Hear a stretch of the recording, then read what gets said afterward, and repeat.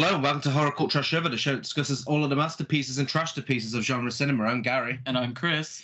And we're back for another Pride Month episode. We are back again, discussing more gay shit with more guests. Yes. More guests. Yeah, Yes. Today's guest is a first-time guest on the podcast, but it's not our first time discussing films with him.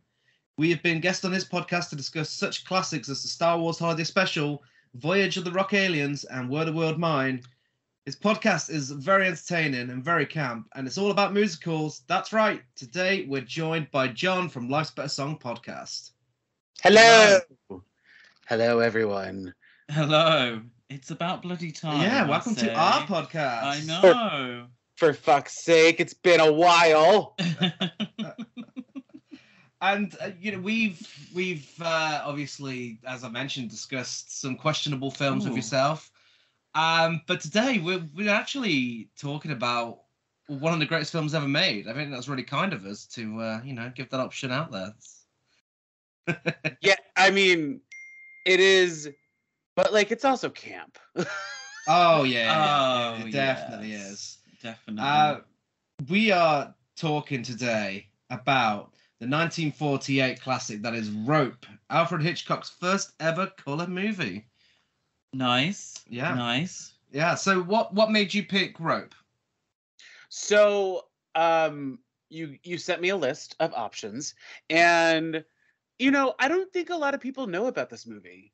So I wanted to share my thoughts on it and bring it to the forefront and make you guys do it. Yeah, when it comes to Hitchcock, I suppose the first film they think of is Psycho, and then maybe Vertigo, The Birds. This was unavailable for 30 years after its release. Yes. But I honestly think this is one of his best films. Yeah, I agree. It's strange because obviously we're called Horror Cult Trash Over, and Hitchcock is well renowned for being a incredible director. His films are world renowned for many, many years. But this kind of falls into the cult category. Yeah. Because it's not everyone's go-to Hitchcock film. Mm-hmm. As Gary Right. said, it was unseen for many years. It was one of the Hitchcock 5 that he kind of took out of circulation, really, for about 30 years. And it was after his death that it came out, got a re-release. It wasn't very popular at the time, didn't do great at the box office, wasn't really as well known as his other films. It feels weird to say that because I've always known it as a Hitchcock film. Yeah. As a big film because, I watched it fairly early on and I've been aware of it for a long time. But looking at the history, it's a cult film. Yeah. I also really like it because of the shtick that it has, where they made it seem like it was one take. Yes. Yeah. So Yes, there are a couple actual cuts in there, Yeah. visible cuts, but also the hidden cuts of they'll zoom in on something and then zoom out to be able to change film reels or something. And that is also what spoke to me about this movie. Yeah, absolutely. I love that sort of style. Again, as we mentioned, this is directed by Alfred Hitchcock, director of Psycho, The Birds, Strangers on the Train, Dial M for Murder, North by Northwest, etc., etc. Juno and the Paycock. Yeah, and he did shoot this in long, unbroken takes lasting up to 10 minutes, involving carefully choreographed camera and actor movement. Though most shots in the film wound up being shorter, every other segment ends by panning against or tracking into an object, like a man's jacket blocking the entire screen, or the back of a piece of furniture, etc., etc. And since the filming takes so long, everybody on the set tried their best to avoid any mistakes. At one point in the film, the camera dolly ran over and broke a cameraman's foot, but to keep filming, he was gagged and dragged off screen. Another time, a woman puts a glass down but misses the table, and a stagehand had to push up and catch it before it hit the ground. And those parts are still in the final cut. And it was filmed entirely in a studio as well, apart from the opening credits. So the clouds that you see outside, they're made of fiberglass. The effect of a police siren coming towards the apartment building at the end was He had an ambulance come at full speed from several blocks away, straight to the Warner Brothers studio. Sirens blaring all the way. The sound was picked up by a microphone suspended from the studio gate. So all these little things were put in place to kind of make it look like it was an actual apartment, but no, it was actually a studio, which is crazy. Yeah, I mean, yeah. you can tell as well. Like it's a studio. It's not a real apartment. Because I mean, it's also based off of a play. Yeah. So Yes.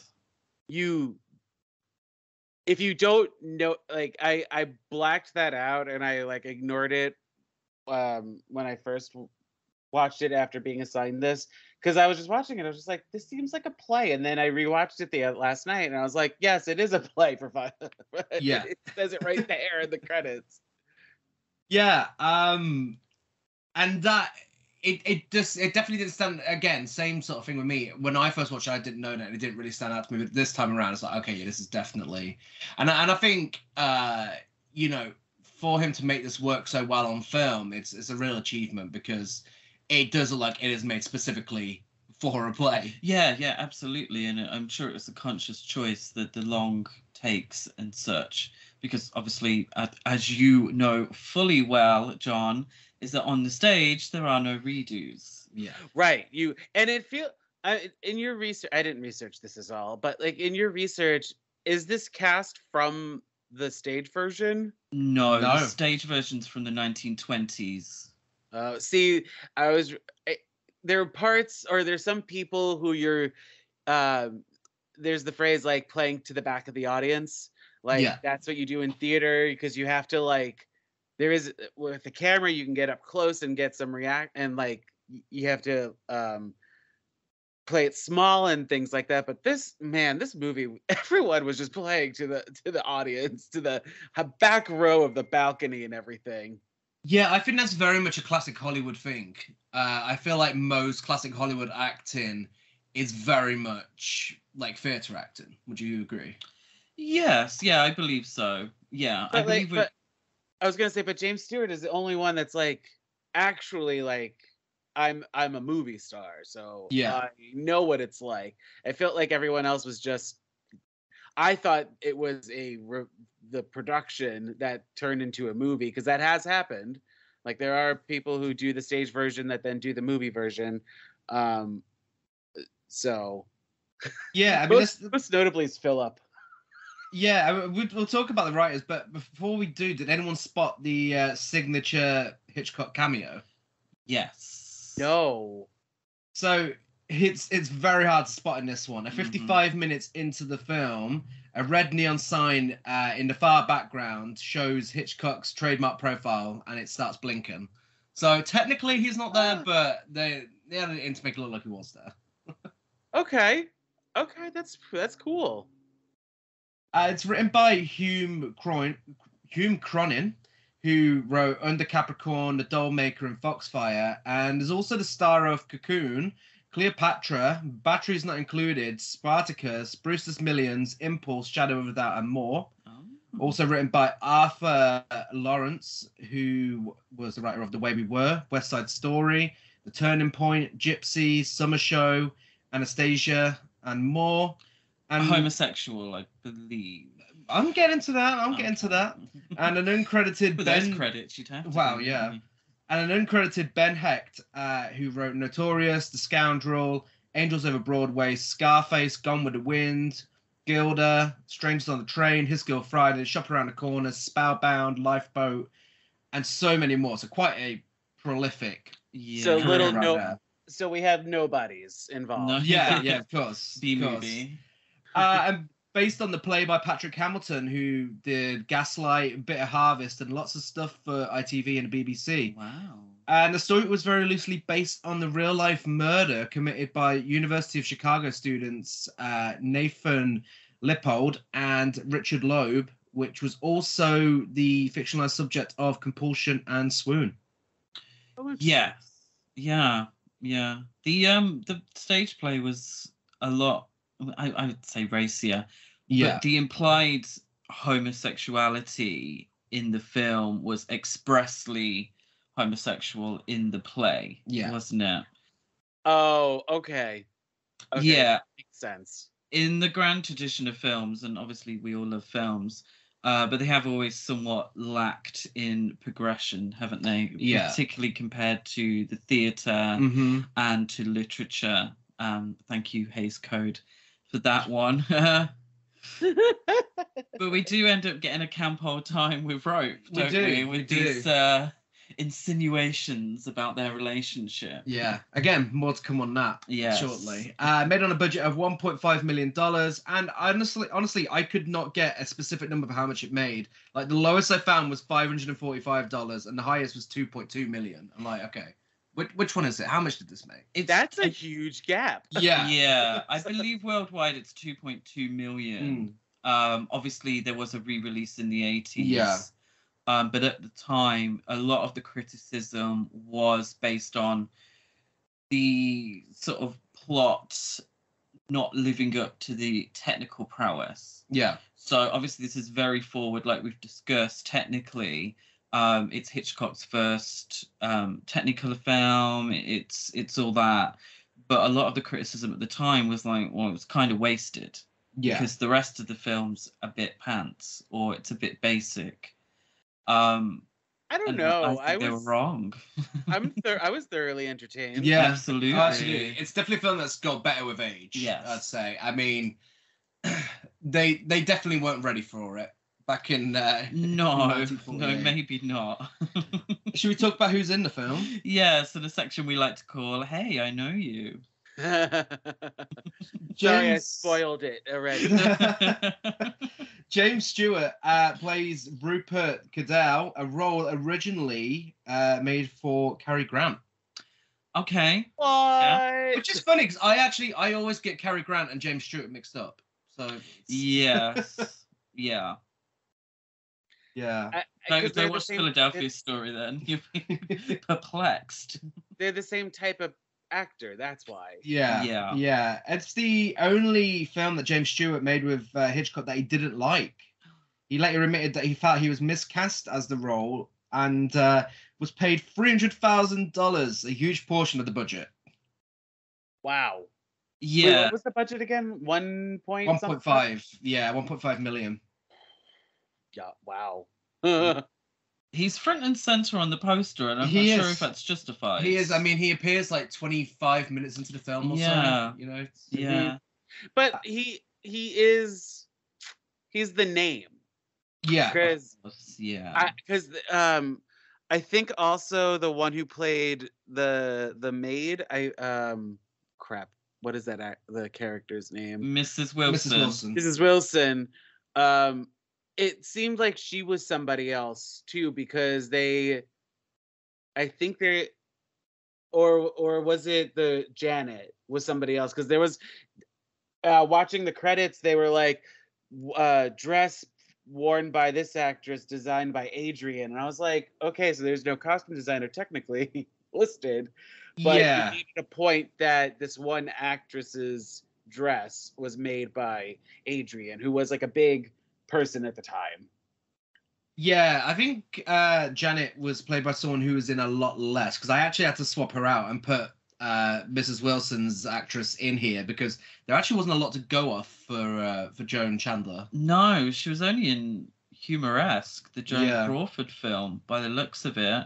But I think that was very much a thing during classic Hollywood, is to have the gorgeous young ingenues be dressed by a fashion designer, and they would get specific credit in the credits. Yeah, that's the word I'm looking for. Yeah. Well done, me. You found it. I just used it. Incredible. James Stewart was in Anatomy of a Murder, Vertigo, Mr. Smith Goes to Washington, It's a Wonderful Life, Rear Window, The Shop Around the Corner, The Man Who Knew Too Much, and more. Never heard of him. He was in this is what, 4 Hitchcock films that he was in? Yeah, they're definitely a very good duo. Even though this is his least favorite one, he still gives a very good performance. I don't know. I agree with you. He's great in this. Yeah, it's one of those casts where everyone's flawless. Everyone knows what they're doing. And yeah, it's just fantastic. including John Doll, who is Brandon Shaw, the Dom top of the film. Clearly. Or Dom Bottom. You never know. Yeah. Potentially. He's definitely the dominant one. Yeah. He's the star of Spartacus, Gun Crazy, The Cord is Green, Atlantis, The Lost Continent, The Man Who Cheated Himself, Another Part of the Forest, Something in the Wind, and more. Did you say Sporadicus? Have you seen Spartacus? Clueless? Oh. I understand. I'm sorry. I was just like, I hope I don't know if this is the pronunciation divide that we have. Yeah. You know, this is aluminium. I rarely refer Versace, to it as Versace. Yeah, I rarely refer to it as Spartacus, thanks to Clueless.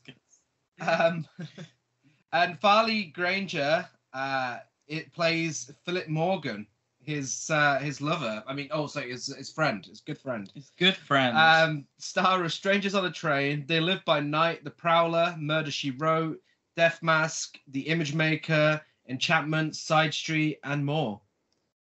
He was in Murder, She Sat Down and She Wrote. Oh, I love it. He was. The chemistry between the two is just fantastic. Like, there's no denying they're a couple. Just start ripping your clothes off and fucking each other on screen. I believe John Doll was a homosexual. Okay, we're getting to that. I have it coming up. I know. You know what? Let's just be safe and say everyone in this movie is a homosexual. Yeah. I hope the next one is a homosexual. Edith Evanson as Mrs. Wilson. She would be a great lesbian.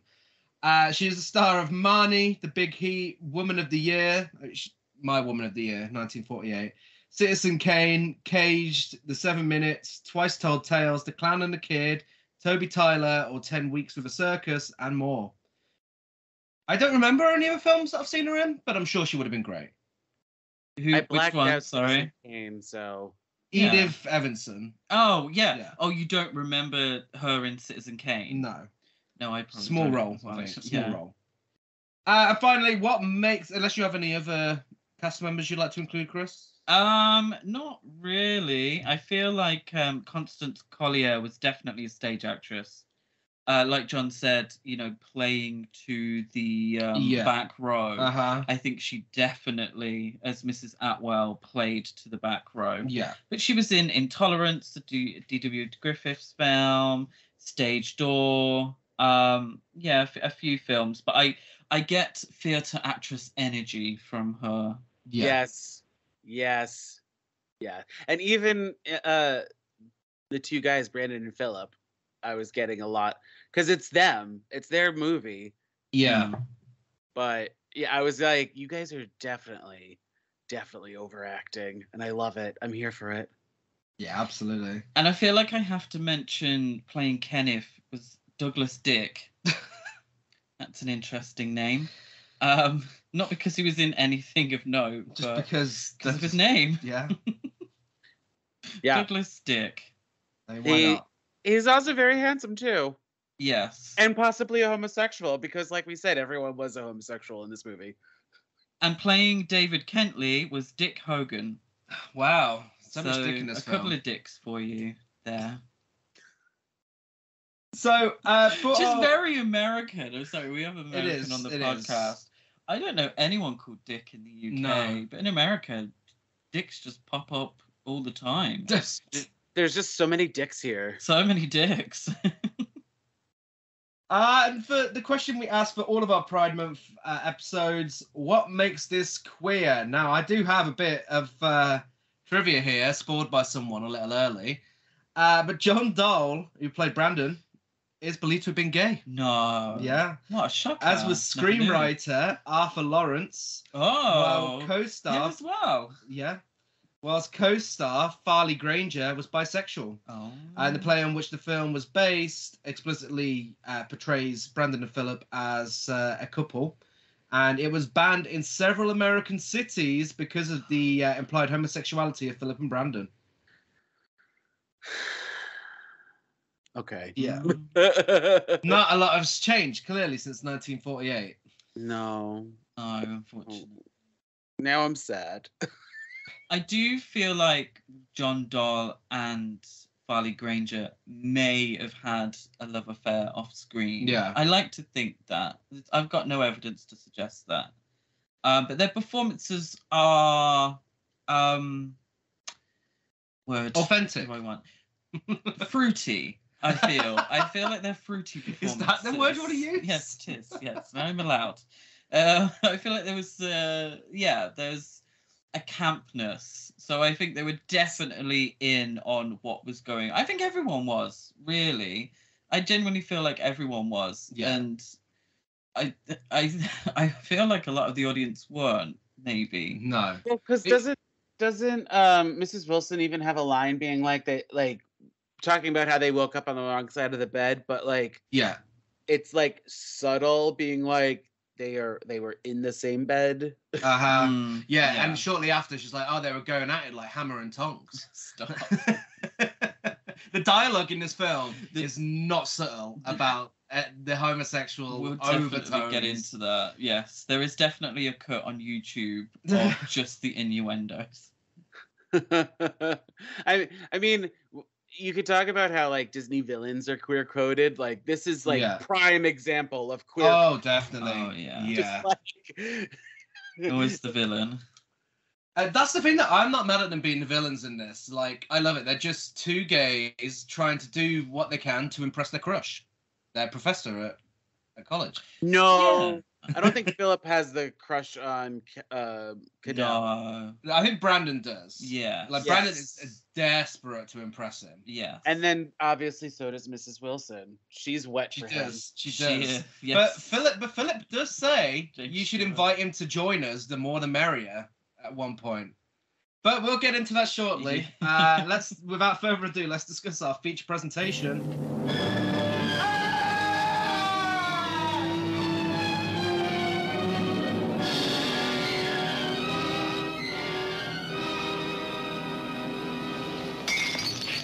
Mouse, cat and mouse. Philip. Which is the cat and which is the mouse? Enough of that.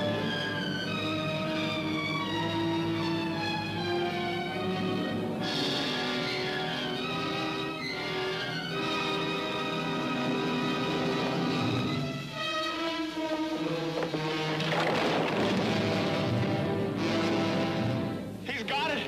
He knows. He knows. He knows. All right, He knows. easy. I'll take care No, of you won't. I'd just as soon kill you as kill him.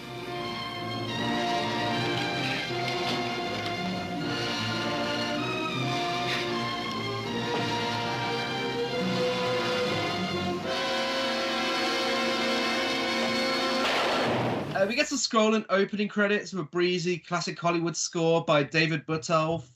That gives the impression we're about to watch a romantic drama. Yes. It's Very a nice misleading. sunny day. The soundtrack's romantic, and then rope. Yeah, and we get a which scream. looks completely with a scream, completely out of place. Yeah, The title is, there in big bold red letters. yeah, Yeah, definitely. And then we get a scream. yeah. We get a scream. Immediately, we're shown the murder by Brandon Shaw and Philip Morgan, and they strangled to death their former classmate from prep school, David Kentley, in Manhattan penthouse apartment. These guys are fucking loaded. And this is the most that David is in the movie, and then It is. everything else. It's sorry to like interrupt the flow of everything, but it's just so fascinating that everything revolves around him, and he's only in 30 seconds of the movie. Absolutely. He's in the trailer more than he's in the film, because the trailer actually shows him on a park bench speaking with Janet before leaving to meet Brandon and Philip. And James Stewart does the narration and says that's the last the audience would see him alive. Oh, So that's, What? yeah, it's such a great trailer and such a great way of setting the film up as well. It's like you could, if you watch the trailer, you're watching the prequel. Interesting, because then even if you look at like the credits of the characters, it's what's a good example? Like Philip, his friend, Brandon, his friend, Kenneth, his David's enemy or whatever, and you're like, Yeah. everything revolves around him, Mm-hmm. but he's it's like killing Janet Leigh in Psycho. Like, Yeah. Well, he is the MacGuffin of the film. So Yeah. famously, Hitchcock had his MacGuffins, excuse me, which is an object or device in a film or a book which serves merely as a trigger for the plot. So David is the MacGuffin.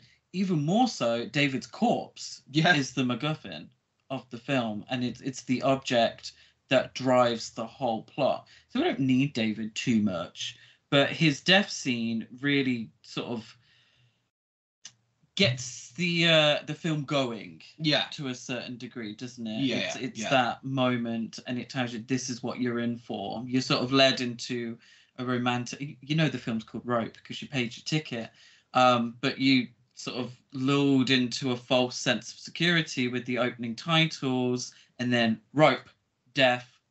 This is what you're getting for the film. There's Yeah. no lead up to that point. No.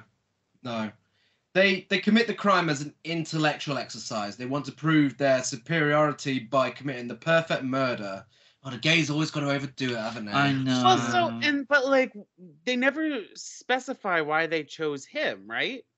Like, No, I may- no, not I may really. have No. zoned They out sometimes while do watching. to a certain degree.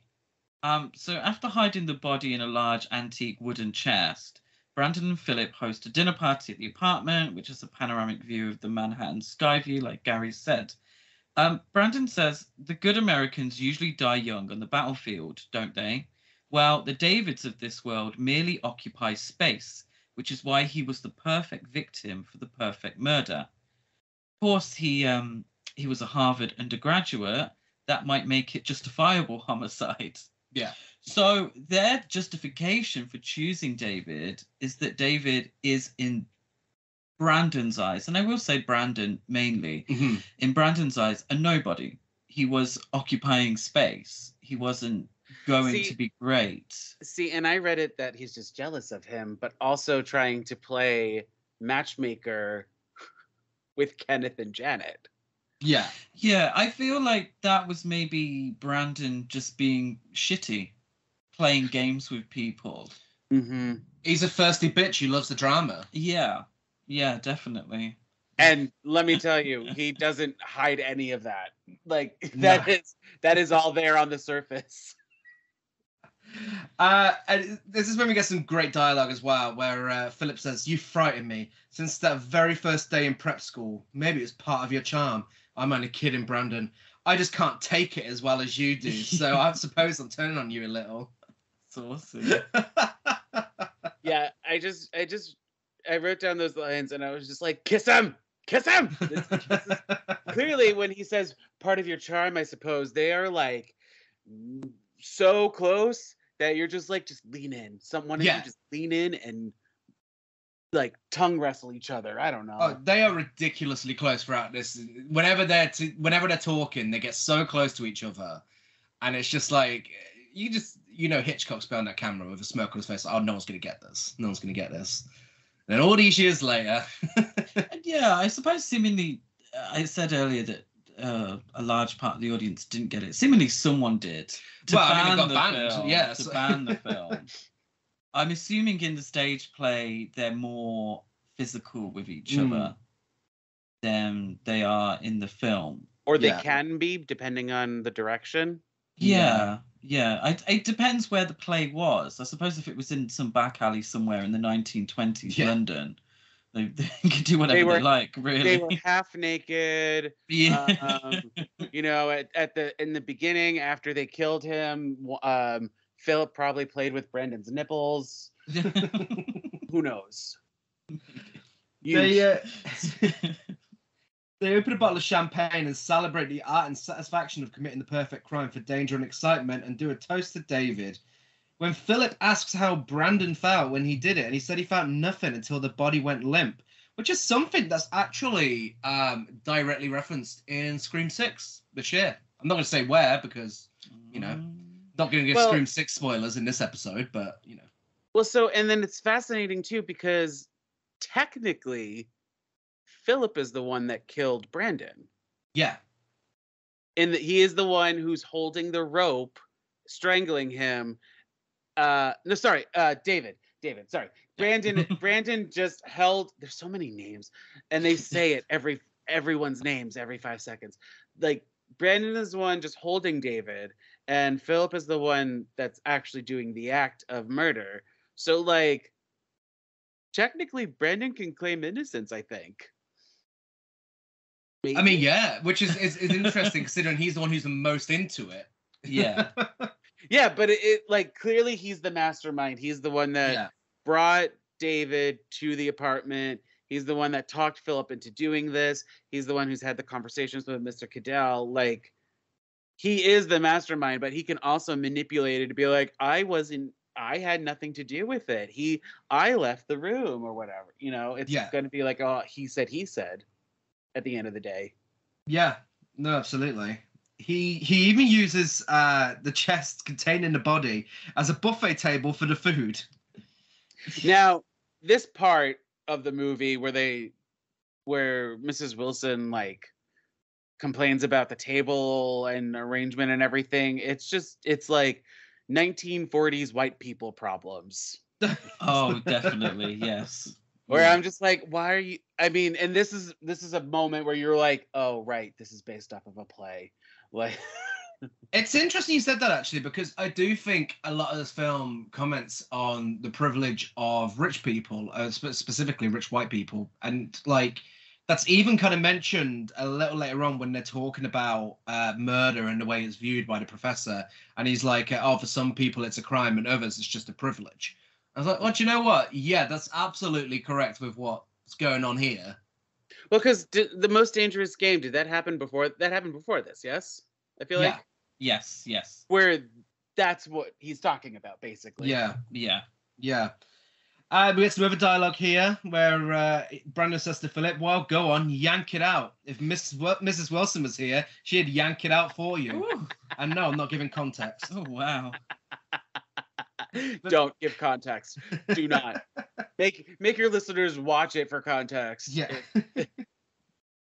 The housekeeper, Mrs. Wilson, arrives to help with the party. She's very disappointed that the chest is being used as a buffet table because she loves her dinner table. She absolutely adores that dinner table. She shouldn't shut the fuck up about it. No. Brandon walks around swinging the rope he used to kill David with before putting it in the drawer. Well. That is high camp. Yes. Yeah. And also, like, this is a play. You're right. Yeah. Thank you for reminding us that this is a play.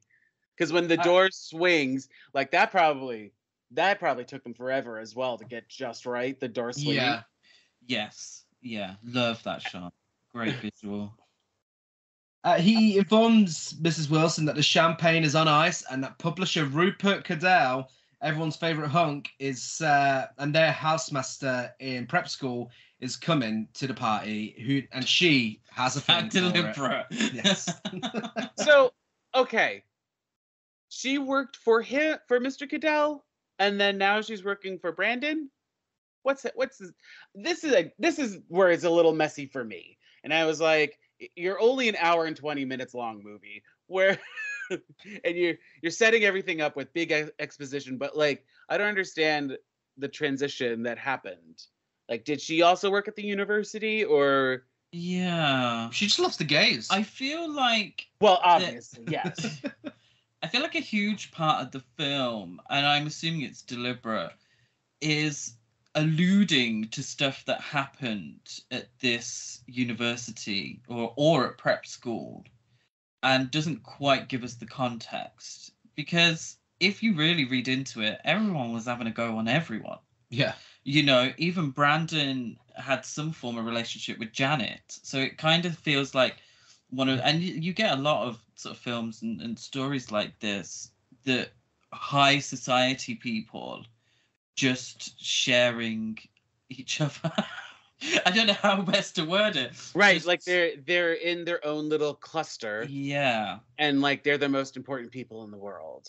Yeah, because thinking of sort of London, because the play was London 1920s, that whole bright young thing, the Oscar Wilde sort of energy about things, and rich people who never really had to work a day in their life just sort of living for the thrills.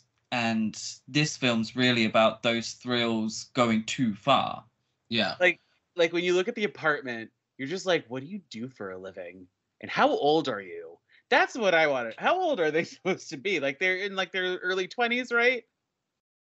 For 1940s, probably. I mean, Yeah. for 1940s, they're probably teenagers. I think the characters are. I don't think the actors are. That's With yeah, all that's, due that's respect. classic young people. So yeah, Classic yeah. Hollywood. Clearly, everyone is 45 and up in this movie, but like Yeah.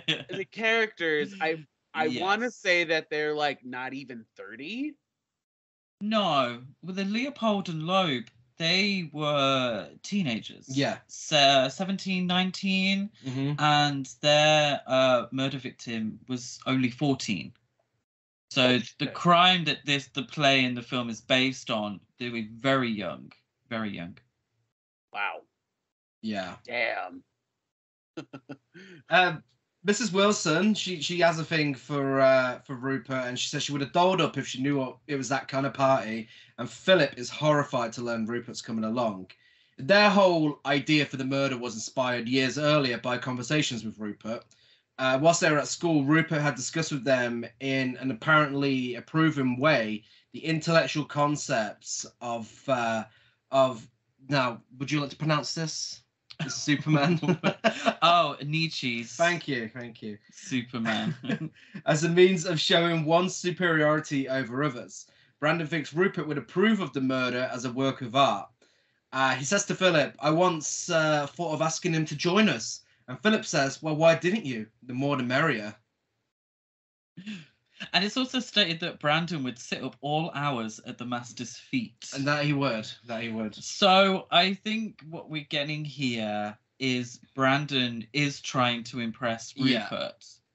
And ultimately, it's him trying to impress Rupert that's the undoing. Mm-hmm. It's, Brandon is the dominant one, and Philip is the one who is struggling with it, and he turns to drink, and he's probably the one that's going to confess or slip up. Brandon thinks that Philip is the one that's going to slip up, but ultimately it is Brandon because he invites Rupert, and It's his hubris that is the downfall. yeah, Yeah. absolutely. Yeah. Is that the right word? Do I want to use hubris? I want to use hubris. You use whatever word you like. Yeah, the I'm moral sure of someone in the comments might tell us. the moral of the story is there's a lot of things the gays would do for Dick, clearly. Yeah. Or, I mean, like, obviously, not gay related. Like, Brandon sees Mr. Cadell as a mentor of sorts, so he's just trying to please the mentor, rather than wanting his dick, I think. But if we look at subtext, could we see, and spoiler alert, Rupert is the one that solves the crime by the end of the evening. Could we see this as Rupert kind of sort of declaring his heterosexuality in Or terms breaking up of with- Or breaking up with yeah, kind of. So Brandon's always had these ideas, and he's trying to impress Rupert, and he takes it too far, and Rupert ultimately sort of says, "No, you're wrong. I don't agree." But like with what you've done. Rupert does keep Brandon at like an arm's length throughout the whole movie, where he's like, I know you're bullshit. I remember your days in the prep school where you would do this crazy shit, and I know we're jumping around, and I'm so sorry to break your format, but it's like this movie is just so fascinating because like of all the subtext and the text and the combination of the two. But like, Yeah, I think also Mr. Cadell, James Stewart is just not impressed really by him, because like that's what I think Brandon really wants, is just to impress him. Yeah. Yeah, and that Jane Stewart is absolutely Shania Twain in this. So what? You committed murder for me. That don't impress me much. And that's all I'm going to give you, because I don't want you guys to get fucked with royalties. Anyway. Kenneth, what if I sang a song? which you have done before. Yeah, on the podcast. obviously- We haven't been sued yet. But obviously not as nicely as John just did. Oh, thank you. So- Uh-huh. So maybe that's why we've never been caught. Well, fuck this time. If it's so off key, they'll never know.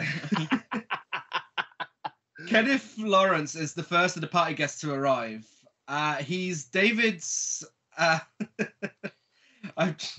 My notes, I've got it. He's David's fiance, but then I've read the rest of it. It's David's fiance, Janet Walker's former lover, and a previous close friend of David's. Yeah. You know, all four of those boys fucked each Yeah. other. Yeah. Oh, yeah. Or They at had least an- gave each they had other a hand. They had an orgy at some point. Yeah. Yeah.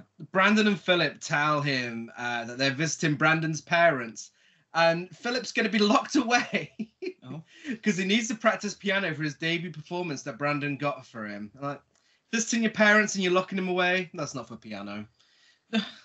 He's horrified to learn that David's parents and Janet are attending, and he's worried that David might attend. Kenneth is. Kenneth is so camp. He is. Yeah. It's definitely that case of the whole stereotype that gays go for people who look like them. I mean, people think that Kenneth and David are the same. There's one scene where they're mistaken for the same person. Yes. You know? Yeah. No, that's Philip. No. That's Kenneth. Oh, is it? Uh, Yeah, Kenneth. That Oh, I thought Yeah. it was Philip. No. yeah. Mrs. Atwater thinks she sees David, but it's Yeah. Kenneth, and that's when Philip breaks the glass. Yeah. Yeah. And then magically is healed over the course of the night. Janet, absolute queen that is Janet, is the next to arrive. She compliments Brandon on how nice he smells, and he tells her it's the swill that she gave him last Christmas. So she's even giving him perfume. Like, come on. So Janet the Beard, Yeah. she's a 1940s version of Carrie Bradshaw, isn't she? She writes a column for Allure magazine Yeah, she does. on the body beautiful, which I think all of the characters are kind of uppity. Mhm. They are sort Yeah. of, they're high class, and she thinks that it's below her. The way she kind of dismisses, well, I write a column on the body beautiful for Allure magazine, but obviously I think she thinks she should be writing much better content. Yeah. I for love a a- queen with goals. Yeah, of course. She is, she's a tried and tested beard, and Yeah. that term that I'm not sure if I'm allowed You to know, say. she absolutely hangs out at gay bars. She doesn't even take anyone with her. Yes. She just goes to gay bars. She waits to make friends, and she leaves there with like 5 different friends. She has a nice little kiki in the smoking area with them. Uh-huh. You know? And she's like, I'm sorry that he didn't text you back. Yeah. Like, Yeah. Sorry. Well, you know what? We're using modern lingo for this. I'm sorry he didn't text you back. Maybe next time. And also, but also, I feel like she's that type that also like Grace from Will and Grace in a way, where like all the gays flock to her, but like she has a crush on some of them. Yeah. Yes. And then, but like when she has a crush on a guy and he turns out gay, she's just like, every time. Yeah, that's definitely her. It's definitely her. She's our kind of girl. She was. She's a phrase that rhymes with tag mag. There we go. We all know it. We're all thinking it. She's. I just don't know if I'm allowed to say it. She's fuming at Brandon's sense of humor by inviting Kenneth, and gives him a telling off where he tells her he's lost count of her lovers. Like, girl, you go out there and you fucking get as much dick as you want. Don't let Brandon shame you. He's just as bad. Carrie Bradshaw. Yeah. Definitely. Mine After is that- shoes. Yeah. We don't know. We never see her shoes, do No, we? You're no. right. You're right. There's no credit in the film for shoes provided by Manohla Blahnik. After their conversation, we hear a random bit of dialogue in the background where Kenneth says, "Gave me a D in conduct." But then Janet says, "How many years has it been since I said, oh, it tickles?" Well, apparently to Brandon, not that long. And she also says, "Brandon at someone's feet. Who is this Rupert?" Yeah, and that's when we get the. He thinks murder He says he thinks murder is a crime for most men, but a privilege for a few. Yes, which is it's essentially the gist of the film. Yeah. Yeah. Mm-hmm. The next guests to arrive are David's father, Mr. Kentley, and his aunt, the wannabe fortune teller, Mrs. Atwater. His mother is unable to attend because of a cold. And this is when she walks through and she's like, "Oh, David!" When it's Kenneth. When it's Kenneth. I thought it was Philip, No, but then it was Kenneth. Philip loses his cool and smashes the glass in his Yeah. hand. Yeah, because he's not so subtly just like an anxious puppy. Yeah. Yeah, he's not very subtle at all, but interestingly, no one really notices apart from Rupert. Mm-hmm. Everyone else is, just kind of, oh, that's just... Where's David? That's just him. Where's David? That queen over there, he's just having another tantrum. Just loves the drama. Leave him to it. Bye. Mrs. Atwater, she also informs Janet that she's finished her horoscope before she came there, and it indicates that marriage to a man that matches David's description is on the horizon. Well, it's definitely not That'd be David. Kenneth, hey, there we go. Come on, Long Island medium. She gets it. She gets it right. She's also visiting, by the way. We should make note of that. Like, Yes. she's not. She acts like them, but she's not part of like the New York scene. So she's a tourist. Yes, she is. She is, and she loves some champagne as well. I thought you doesn't said she? Taurus. She could be a tourist. She could could be. be. She could be. Philip offers her some champagne, and she says, "Oh, I'd love some. Daddy used to have a glass every morning at 11." I'm like, okay, there's a bit of exposition about her alcoholic father. God. She reads Philip's palms and tells him that his hands will bring him great fame. She refers to his skill at the piano, but he appears to think that she refers to the notoriety of being a strangler. So to solve this and to distract her, he plays piano while she sits there leaning on the piano, checking her makeup in the mirror. It is high camp, and Love it. I love yes. her. She's that sort of kooky older woman. I'm thinking, what's that Noel Coward play? Oh, forgive me. Angela Lansbury. Only for it. It'll come back to me. Mame? No, not Mame. But that sort of aunt, that Aunt Mame, that kooky aunt, like Travels with My Aunt, very much in keeping with that sort of. Yeah. Because I'm still thinking of it as a 1920s stage play. Mm. So that kind of character. Yeah, The it'll cool come, aunt. it'll come back Yeah. to me. It'll come back to me. Rupert arrives as Philip's playing piano, and he says, "Oh, your touch has improved, Philip." Blythe Spirit. Blythe Spirit has that God. kooky, medium, older woman, very sort of British sensibility Got to it. her. So yeah, Rupert informs Philip that his touch has improved, and Sorry. Brandon appears calm and in control, although when he first speaks to Rupert, he's nervously excited and stammering. Philip, on the other hand, is visibly upset and morose. He does not conceal it well and starts to drink far too much. He's a messy bitch, and you know if he was on Real Housewives, he'd be starting all the drama. Yes. He's the one that gets drunk and spills all the secrets. Like, Yeah. "You slept with my husband for 20 years. Definitely Ramona. Yeah, that's him. He even throws glasses. Yeah. Just like Ramona does. Yeah. Brandon introduces Rupert to everyone. Rupert informs Janet that he's heard a lot about her from David. And she's like, "Oh, I hope he's done me justice." And he's like, "Do you think you deserve to be done justice?" I'm like, "Oh, okay." Oh. And then he takes him over to Kenneth next. He's like, "Oh, my little Kenneth, how you've grown." Oh, okay. That yeah. Why are you That giving him a happens. Way West voice? I don't know. He Oh. deserves it. Much of the conversation it starts to lean towards David and his strange absence, which worries the guests. It does. Yeah. Again, this movie is centered around a character that's only Yeah. visible for a minute, less than that. But there's a lot of sort of visual gags around this where they're talking about David. Where's David? People say, "Oh, I'm sure he'll turn up soon," and the camera pans out, and we get the chest, Yeah.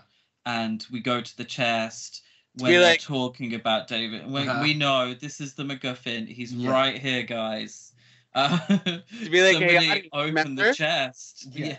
Yeah. And that's the tension, and that's why Alfred Hitchcock is the master of suspense. Yeah. Because he's so good at these things. And there's even sort of a tongue-in-cheek way of doing it that he does do that builds the tension. Obviously, famously, he said, tension is built. If you have a scene where two people are having dinner and a bomb explodes, that's not tension. But if we know that the bomb is there underneath their seat, then the tension is built. Yeah. And that's why. So we have to have these visuals reminding us that David is there, and when he's being spoken of, and the dialogue is insinuating that he'll be there sooner than we think. Well, he is. Yeah. He is there. It's just his corpse underneath the food that you've been eating for a long time. Which is interesting, because also the scene, Rupert tells Janet how the mistletoe bough was Brandon's favourite story. And Mr. Atwater points out it's about a girl who locked herself in a chest and her skeleton was found 50 years later. Yes. So the Telltale Heart. Got it. Yeah. Yeah. Which is another way, it's very unsubtle Yeah. of Brandon. And he's so pleased with what he's done. And he's so happy that it is his undoing. Mhm. Because it's shit like this which rouses Rupert's suspicion. Yeah. Because he does know Mistletoe Bough, it was one of his favourite stories. He knows what the story's about. The others around him sort of, like Janet, just kind of like, oh, brush it off. And they're like, oh, cute story. Whereas for Rupert, it means a lot more. And that is ultimately their undoing in this whole situation. What I also found funny at this point was when Mrs. Wilson tells Janet to watch what she eats. And she's calories. Also, with Mrs. Wilson, like before setting up and everything, she keeps using like we and us and our party and all this, and I'm just like, what are you? Yeah. Yeah. No, that is very interesting how she's really associates herself with them, even though like she's just the housekeeper. Well, she does all the hard work. That's true. That's true. I think she's also the one that's like, ally. I'm an ally, everyone. Yeah. Ally. If we're doing like the whole queer coding thing, where Janet is the tag smag, figure it out, Yeah. and Mrs. Atwater is just the camp queen. Like Mrs. Wilson is the one that's just like, I'm going to the Pride March and show my allyship for support. She's the hen party at the gay bar. Yeah. This is my special day. Yes, but she's also the one being like, tip the drag queens. Yeah. Yes. Yeah. Mrs. Atwater and Janet have discussion about how fit Cary Grant is. They do. Yes. He is fit, I will say. It's true. It's I true. agree with them. They don't make him like him anymore. It was just something about James Stewart that you're like, I understand why you're the leading actor in this, and like you just are so effervescent. Like I don't care if your business and your loan company and It's a Wonderful Life goes under. You're gonna figure it out. You'll be fine, baby. But it's also kind of funny that they do discuss Cary Grant Yeah, because considering he gonna be was cast, going yeah. to play in That's the a good film. in joke. Yeah. Now that I Yeah. realize, now that you told that, I didn't realize that before. And then obviously they start together in the Philadelphia story. Mhm. So yeah, it was a funny in joke. Do you know who is also picky about what they eat? Philip. Yeah, Janet asks what type of chicken that he wants, and he reveals he doesn't eat chicken. And she says, "How queer! I never heard of anyone who didn't eat chicken before. Did you, Brandon? Oh, you probably did." So, I mean, first of all, how queer? How queer? Yes. Yes. And second, Brandon uses this opportunity to tell an embarrassing story about Philip and why he doesn't eat chicken. Because he used to strangle them, and on one particular morning, his touch was perhaps a trifle too delicate, because one of the subjects for their dinner table started to rebel. Philip is not happy about this. He kicks off and tells everyone Brandon was lying. He's never choked the chicken. So, are we under the impression that chicken chokers is a euphemism for homosexuals? And Yeah. to choke the chicken is to have gay sex. Yeah. I think this is a layered thing. Yeah. Because, like, I think they are actually talking about preparing chicken. Yeah. I think that's what they're talking. But like, they're also just being like, you know, you give handies in the back room of every gay bar. So Brandon and Philip obviously argue over this, and it's suggested that they may end up strangling each other. To which Rupert says, "Personally, I think a chicken is as good a reason for murder as a blonde, a mattress full of dollar bills, or any of the customary unimaginative reasons." Janet says, "Well, now you don't really approve of murder, Rupert, if I may." And Rupert says, "You may, and I do. Think of the problems it could solve: unemployment, poverty, standing in line for theatre tickets." So Rupert isn't necessarily sort of blame-free in all of this. No. Because he does spout all of this. He does. He does. And if his tongue is firmly in his cheek, he's not expressing that greatly, I don't think. Because No. it upsets Mr. Kentley as well, the way he speaks. And he kind of says, "Oh, well, you know, I believe this, I believe that," and clearly has been saying it for a very long time for Brandon to believe it as much as he does. And then at the end of the film, spoiler alert, he backtracks on everything. Yeah. He backtracks. "Oh, well, I know I said that, but I didn't mean it." Mm-hmm. And this is where I think that the whole sort of Rupert being maybe leading Brandon on a bit and sort of saying, "Oh, well, I believe homosexuality is okay, but I wouldn't go that far. Yeah. I wouldn't go that far. You've gone too far. You know, I don't think it's morally right." But he's probably dabbled in a little bit himself. Mm-hmm. And this is what I'm getting: this innuendo, this sort of allusion to the homosexual way of life. Not particularly flattering because they're talking about murder, but I do. This is what I get, and I think Rupert has led Brandon on throughout the years to a certain degree. See, I didn't go that deep with the reading of it. I was just like, oh, he's finally. I took it as like, you know, what's kind of happening here in America, where it's like, oh, you're gonna put all these laws and things into place, and then you're gonna get fucked over one day and be like, well, now we need laws and things for, you know, like, I don't know, women to have abortions or something like that. And so it'll be like, it's one thing to have the theory of it, but then when you realize it's in practice, you're like, oh shit, like I need to now readjust my thought process and everything. Yeah. So It's a bit like The Purge. Yeah. So the idea, you know, The Purge, a lawless society for one evening, will get rid of what is deemed as the problems in society. Oh, please. The Purge is definitely inspired by this and The Most Dangerous Game. Like, Yes. let's be real here. Yeah, absolutely. Janet and Kenneth are kind of set up to have a conversation together by Brandon, and they talk about how he was the one who dumped her. And she asks him what's. He goes quiet. She asks him what's wrong. He's like, nothing. I'm just thinking. And she's about what? Like, female vanity. She also says, following this, talking about David and her love life and everything, she says, I just couldn't be the gay girl. But you are the gay girl. You're the one that all the gays love.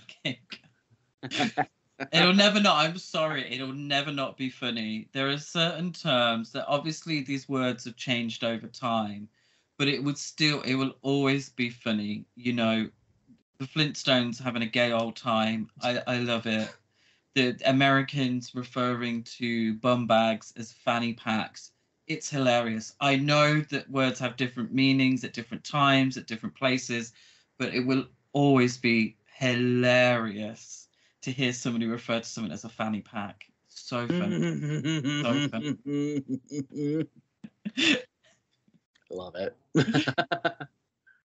They realize that Brandon had a conversation with Kenneth when he first arrived that indicates he knew Janet and Kenneth had broken up and that she's with David even though no one told him.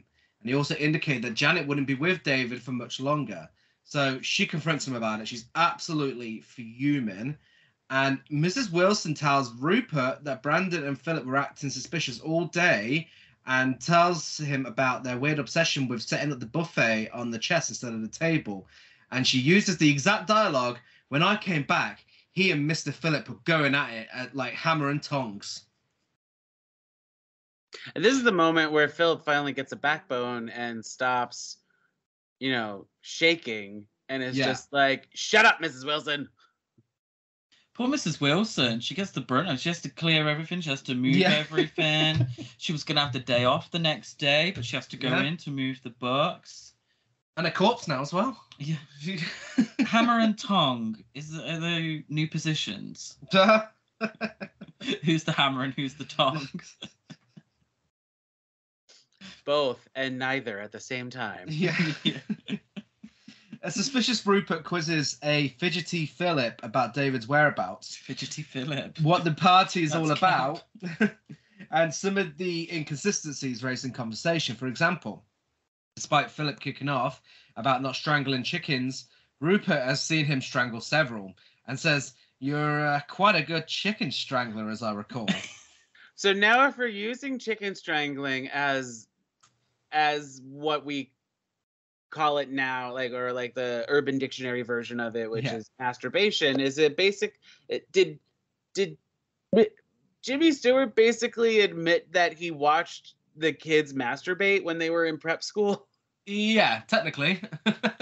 Oh yeah. Yeah. Choke the chicken. He's watched him do it several times. I didn't get that. Because also, we should mention that he basically groomed Brandon in a way with this ideology of murder, and only the wealthy and intellectual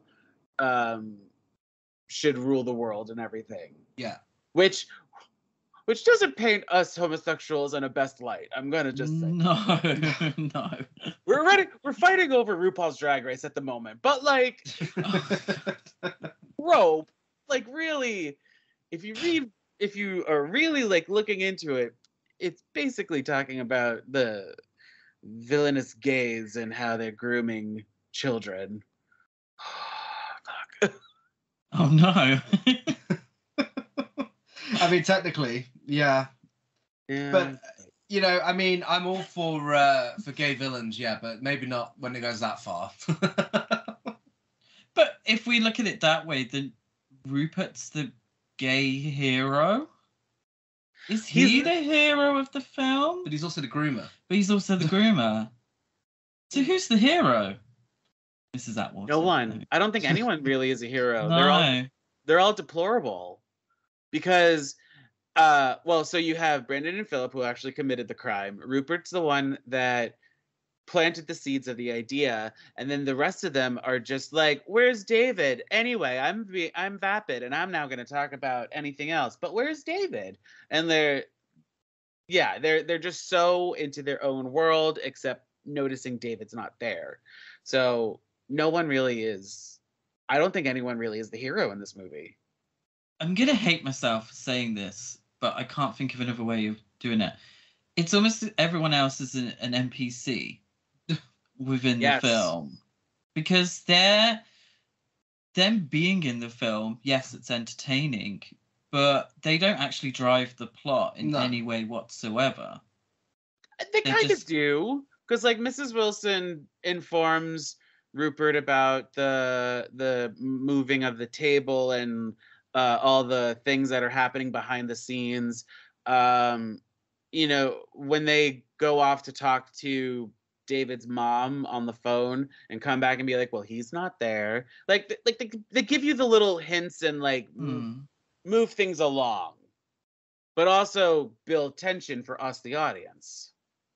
So if this was a game, then you would talk to them and they'd give you a little tidbit. You would be Rupert, Yeah. and you Yeah. a little bauble would come above their head Yeah, and say, and "I you hate know- moving this table." And you know, everyone they're like the NPCs that every once in a while are like, I don't need this item. You want it? Question mark? Yeah. Well, as the evening goes on, David's father David's and father? David's father Rigor mortis. and kicking Janet, in. they begin to worry because he's neither arrived nor phoned. And as they're discussing this, we see Mrs. Wilson clearing everything from the top of the chest, and she attempts to put the books in the chest, but Brandon stops her. This is Alfred Hitchcock at his best. This Yeah. is what he does. That tension building, you know, we hear the conversation, but we don't see the conversation Mhm. because the camera is focused on Mrs. Wilson Yeah. about to find that dead body in the chest. Yeah. And it's incredible. I just think this is what he is a master at. This is what filmmakers have copied from Hitchcock for decades, you know, best part of a century after his work. And it's not just Rope, it's all of his films. Yeah. And this is what I came for. This is Hitchcock, and I love it. And I love the scene, and I love how Brandon very sort of mildly stops her. Mm-hmm. You know, he doesn't go no, because in so many films you get, you know, the secret's about to be found out, and you know, you get the character hiding the secret, screaming it, and then people are like, oh, what's his problem? Why is that? But he very actually calmly does it, Mhm. you know, and it says a lot about Brandon's character as well. The fact that he does very calmly stop her from opening that chest. I love it. Yeah. I would also be remiss if I didn't give a shout out to this. Not only is this like supposed to look like one take, but I love the way that sound plays. So like we focus in on a conversation, but we clearly hear another conversation happening in the background. And also like when Mrs. Wilson talks to Rupert about the table and complains and everything, I think she was directed to like at a certain point start whispering and then get louder. Yeah. Because like the camera moves away and it's as if like they are actually whispering and you're at the party listening to them, and like that is just so genius. Yeah. Yeah, no, Yeah. it's expertly crafted. And what's really interesting as well is watching this with the subtitles so we could get the dialogue down. The subtitles would appear next to the character who was speaking, which like I've never that. noticed before in any Yeah. film. Like I feel like it's Yeah. specifically done for this one, which Oh, that didn't happen for me. Stupid America. Also, whenever they said pate, it would because I think pate has an accent on the e. When you spell it out, like they would spell it out like PATIZE question mark, and you're like, pate, just PAT. That's all you need. Do you not have Mrs. pate in America? We do. It's in fucking Heather's. Great pate, Mom. I got a jet. Oh, I thought it was a restaurant. I was like, Heather's the restaurant. I've never heard of it. No, Heather's movie. Like Wendy's. Pate is a thing here, and I think it's supposed to just show how, like, it's like caviar, where it just shows your wealth. And that's another thing. Because she had to go to, like, different stores. Yeah. Granted, she was trying to find, like, the perfect pate at the right price point.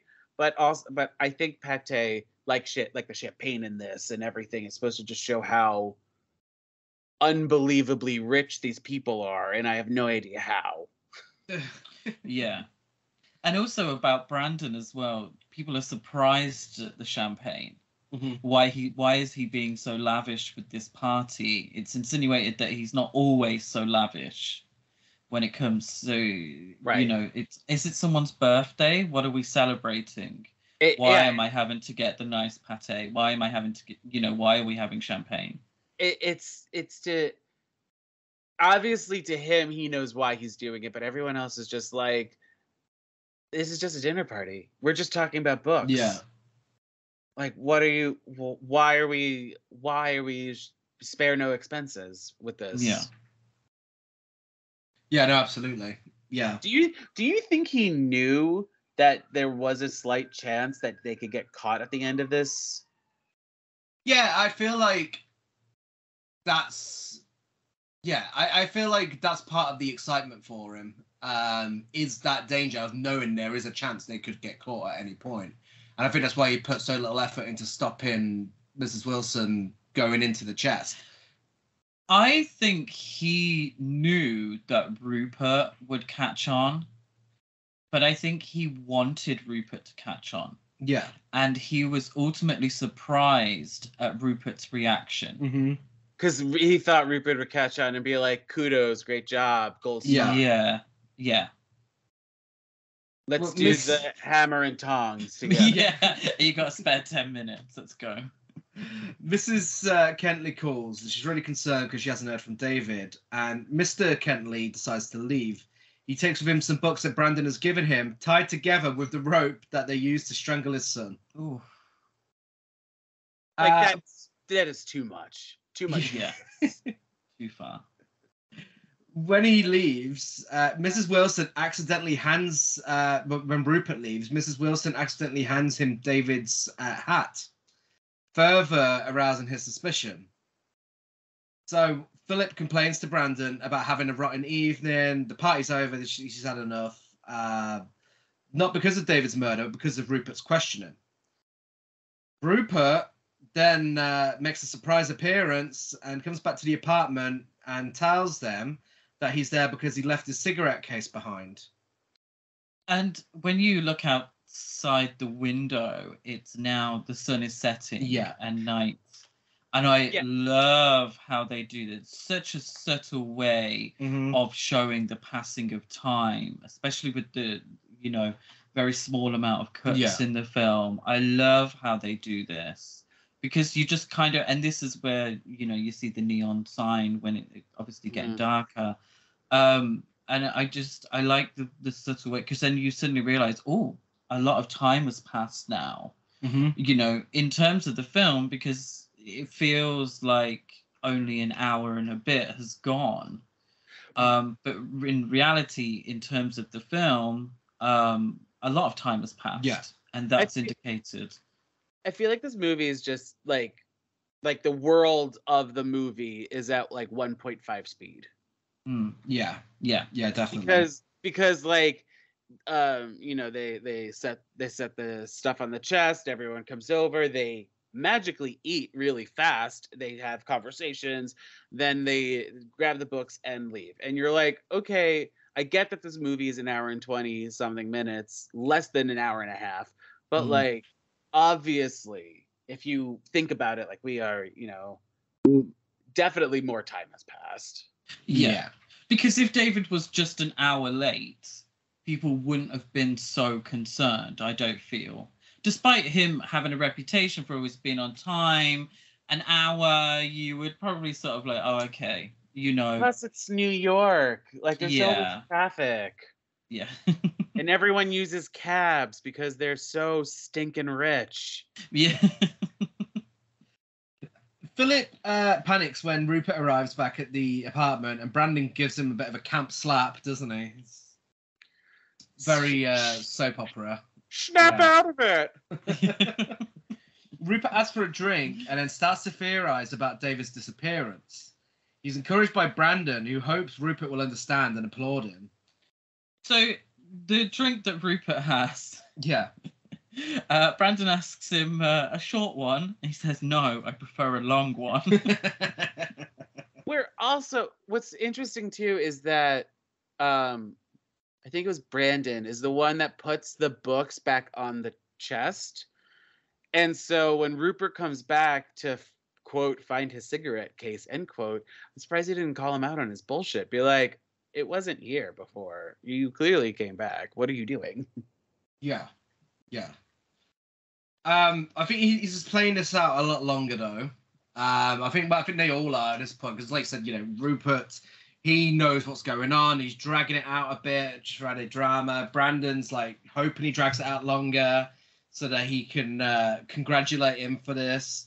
Meanwhile, a drunk Philip, unable to bear it anymore, throws a glass and accuses Rupert of playing cat and mouse games with him and Brandon. Which he is. Yeah. Because he knows. Mm-hmm. Brandon and Philip, they know that he knows. Yeah. I think Brandon enjoys the cat and mouse games, Mm-hmm. whereas Philip obviously doesn't. Yeah.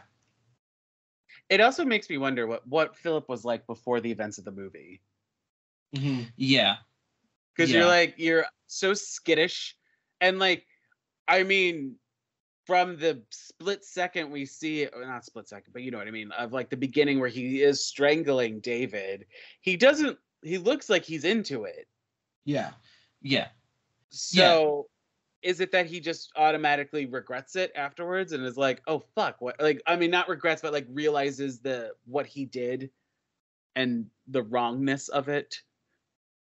Yeah, I think Philip sees himself as almost another victim in the film. And he thinks that Brandon has made him do all of this. Yeah. And I genuinely I believe that, and he thinks that he's a good guy who's done a bad thing. I think so. And you never know how far you can go until you go. Mm-hmm. But once you've passed that line, you can't take it back. There's a point of no return. Yeah. Yeah. Rupert seizes Brandon's gun from Philip and insists on examining the chest over Brandon's objections. He lifts the lid and he finds the body inside. And instead of turning around like, do you know what? Fair play, fellas. You did it. Well done. He's actually horrified and ashamed, realizing that Brandon and Philip used his own rhetoric to rationalize murder. And he just gives him a telling off. He says there must have been something deep inside you from the very start that let you do this thing. Yeah, there was. And it's homophobic. Like, and it's like it took him to see the act in order to realize how wrong he was. When earlier David's father is just like calling him out on his bullshit, being like, "Are you sure you're into murder?" Like. Yeah, because he gives a rundown as well, doesn't he? Before this point, Rupert sort of gives his version of how he would kill David. Yeah. If it was him, and the camera follows the story. Obviously, no one's there. That's a great scene. The camera following that story, but obviously without the actual characters.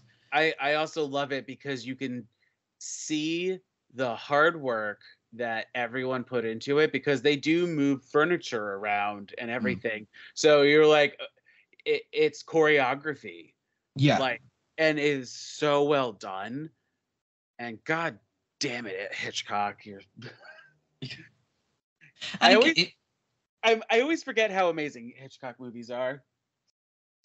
Yeah, because they're entertaining. We did an episode on Psycho, didn't we? Yeah. Honestly, Psycho, fantastic, a perfect film in my opinion. But really looking at it and knowing the story of how it was made and kind of dissecting it the way that we've obviously done today with Rope, you're like, wow, this is a work of genius. Yeah. This really is. And it's that old tried and tested formula. It's what you don't see. Obviously, we've seen the end of everything, of him being strangled. But to have Rupert go through the lead up, and it may or may not be true, but this is what Rupert has sort of deducted from what he's believes and what he's found. To see that play through, and we're imagining in our own heads how it goes. It gives more life to David as a character, I feel. Yeah. As well.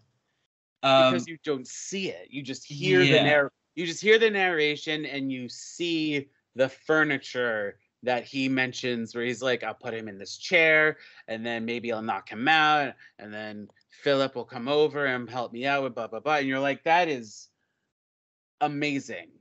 Yeah. And the idea of luring David into a false sense of security and sort of playing on their friendship and David's trust, I also think maybe this is a moment where Rupert realizes how bad his own thoughts have been. Yeah. His own rhetoric. Yeah, because he just takes all of it back, everything that he said He before. takes all of it back. And I think him going through it and going through the motions and him realizing that in his own head he can concoct this sort of murder makes him realize and sort of be like, oh, maybe I've been wrong this whole time. Yeah. And then he regurgitates what David's father said to him earlier in the evening, and you're like, finally, you learned. Yes. Yeah. He fires several shots out of the window to attract attention, and as the police arrive, Rupert sits on the chair next to the chest. Philip begins to play piano, and Brandon continues to drink, and that's Rope. I feel like that's it feels kind of like the ending of Fight Club too, where you're just like, there is no hope, like, for these people. They've dug themselves into a grave, and you know, it's rarely done in films, I feel like. This kind of ending. So it was where you're like, oh, you learned a lesson on how terrible you are. You two are going to jail, presumably, because you just murdered somebody, and then all this other hoopla happening. So it was very well done. And I mean, this is also why I picked this one. Yeah, there's a lot to pick apart with it, and it's got so many layers, and I love it. Yeah, I think it really is one of the greatest films ever made. It really is just a work of genius, and something that only someone like Hitchcock can do. And, you know, there have been imitations over the years, some good, some bad, but I don't think any film like this has been able to capture it the same way this does. No. I love a single setting film, but it takes a real skill to be able to pull it off. And this does perfectly. I would also like to praise Hitchcock for making it 1 hour and 20 minutes. Yeah. It's exactly the right length. It doesn't feel like anything's bulked up to hit that 1.5 hour mark. Again, and it takes a real skill to be able to do that and not to feel like you have to add bulk. Yeah. It's a big pet peeve of mine. You have to add to it to reach a certain running time. And a lot of Hitchcock's films were 2 hours. Yeah. So, you know, he could have made this as a 2-hour film, but it would have had so much filler. Yeah. In it I feel that. Isn't Hitchcock's philosophy like he tries to challenge himself every film? Like he tried to do something different. So maybe the restraint in this one was his challenge to achieve.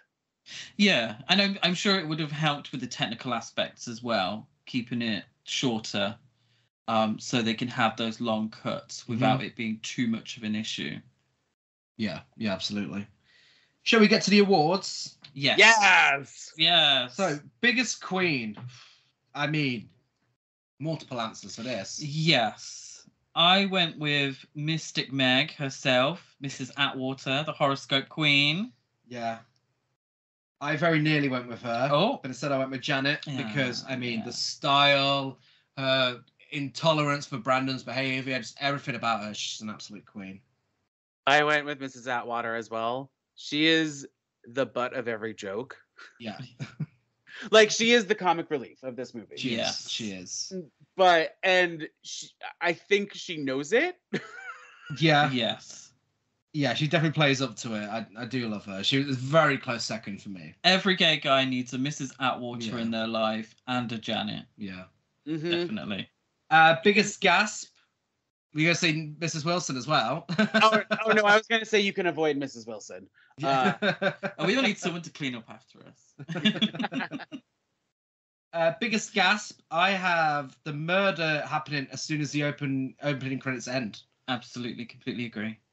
See, I went further into the movie. I wrote the scene where Rupert, or the moment where Rupert is interrogating Philip, because you have Philip practicing the piano. If you listen closely to the music, it changes. Yeah. Goes from joyous to menacing to like him just slapping keys and everything, and then the button of this moment being he sees the rope and basically has a heart attack. Yeah. Like that whole segment was just so intense, and then to see the rope at the end, I think I gasped literally. Yeah. Yeah. No, understandable. Best dialogue. Again, so many answers for this one, but I had to go with Mrs. Wilson. When I came back, he and Mr. Phillip were going at it hammer and tongs. I went with how queer. I never heard of anyone who doesn't eat chicken. I didn't have a specific answer for this one because like Brandon has a lot of one-liners where he sasses people, so I just wrote down Brandon's snippy dialogue. Yeah. Because like, he fires back at people left and right. You're just like, ooh, girl, where's my fan? The shade of it all. And finally, that's camp. I gave it to Philip playing piano for Mrs. Atwater while she checks her makeup. Yeah. I just put the continuous innuendos is high camp. Brandon. Yeah. Brandon, yes. Need I say more? And for ratings, I give it 10 wannabe fortune tellers out of 10. I gave it 10 chicken chokers out of 10. I didn't actually write down a funny thing to go with it, so I'm just going to I'm gonna make it up. I'm gonna say 10 broken glasses out of 10. Okay. Masterpiece, trash or basic. I'm sure we can all agree it is a masterpiece. It's a Masterpiece. Oh, masterpiece. Yeah. Masterpiece. I'm kidding. It's a fucking masterpiece. Like, obviously, we love this movie. We talked about it. It's great. Yes. Yeah. And It'd be weird if it wasn't at the end. I know, yeah. Be like, I hate it. Yeah. It's available on DVD, Blu-ray, and video on demand. And if you enjoy this, I recommend checking out a film we just watched yesterday, actually. Oh, Medusa Deluxe, which is a Nice. new queer murder mystery film with the one take style. And it's yeah, fantastic. absolutely. Oh, Great choice. I've never heard of this one. Yeah, Yeah. It's new out here in the UK. I'm not sure if it's got an American release It's date a yet. British film, Medusa Deluxe. So it's based around a murder that's happened at a hairdressing competition. Yeah. Yeah. Here for it. If you enjoyed Rope, I recommend Strangers on a Train, another masterpiece from Hitchcock that many have read as having homosexual undertones. I went more basic. I went with The Purge. Nice. Yeah. Because Yeah, as we said, absolutely. there is that dialogue in there. I may also recommend The Most Dangerous Game Yes. or The Hunt, which is the same. It's the modern remake of it. Because of Mr. Cadell's monologue about who Yeah. should be murdered. Yeah, absolutely. Yeah, and there was wasn't there a remake in the 70s with Olivia Hussey?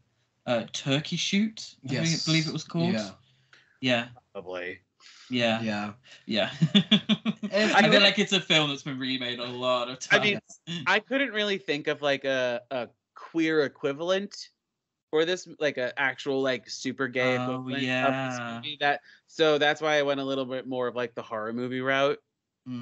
Uh, Yeah, absolutely. Great My choice. knowledge isn't as vast as yours. If you're a fan of Rope, then talk to us on social media. We're Horror Cult Trash over on Facebook and Instagram, Horror Cult Trash on Twitter. I'm Gaz92 on Letterboxd, Gazmo205 on Instagram, and GazCruise92 on Twitter. And I'm Chris Barker 823 on Instagram and Letterboxd. And this is our final chance to plug our festival. So, Gasp Horror Festival is taking place at Culplex in Manchester this weekend. If you're listening on the day of release, it's the 17th and 18th of June. And you can get all the details you need and tickets. Check out our social media, Gasp Horror Fest. Yes, it's going to be a great weekend, and everyone's invited. Yeah. So give us a rate, review, subscribe on iTunes if you enjoyed this episode, like a follow on everything else. John, where can we find you? So Life's But a Song, you can listen to it anywhere you're listening to this. All the socials are at But a Song Pod. I also have another podcast that called Movie Deja Vu, where my co-host and I compare similar movies by creating a verbal Venn diagram, or what we think are similar movies.